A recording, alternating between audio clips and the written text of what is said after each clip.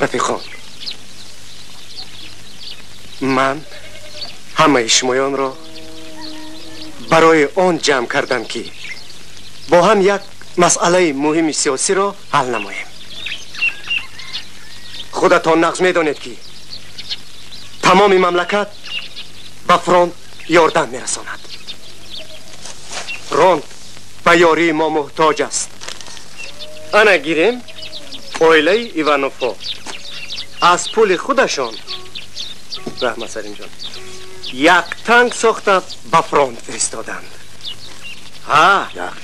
یا اینکه زحمت کشانی کلخوزی به نام رفیق ستالین 1 میلیون پول جمع کرده به فونت غلبه سپاریدند. خیر ما چی؟ ما از دیگران چی کمی داریم؟ آنها هم ما بر این آدم شاخ ندارند کو. اکنون همت از ما. بیایید ما هم پول مال جمع میکنیم. با آن مبلغ یک سمالیات میسازیم. خواهش میکنیم که با سمالیات ما به سر گیتلری لایم بمب پرتافته او را نیست نابود کنند. انا آنگاه شهرت ما نوازه دنیا می شود. خس کمو جهان پاک رفیقان.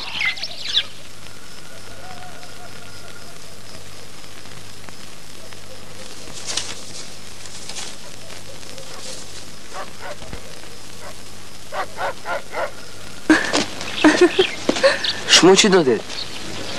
گوشواری مادر کلانم را. شما چی؟ مرجانی مادرم را. باز کم چی دیگر بود در یادم نیست. بگویی به باغ میویی؟ میایم. نمیگیری؟ چی؟ میگویم که میگیری یا نه. باور کن من دیگر هیچ چیز ندارم. یا این چیزها برای نیست کردن گیتلر کار نمی آیم؟ نه اوچه جان همش به کار می آید. همش گیر.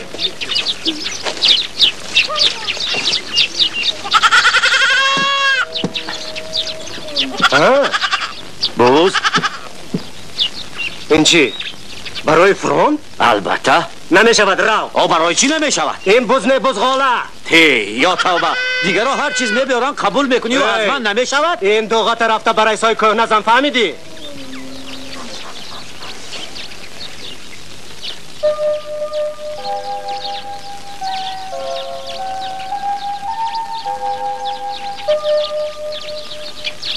От Советского информбюро.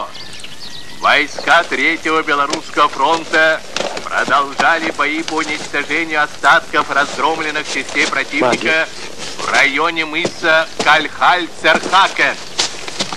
В боях в этом районе войска фронта захватили следующие трофеи. Орудий 222, минометов 223, пулеметов 430, бронетранспортер 22.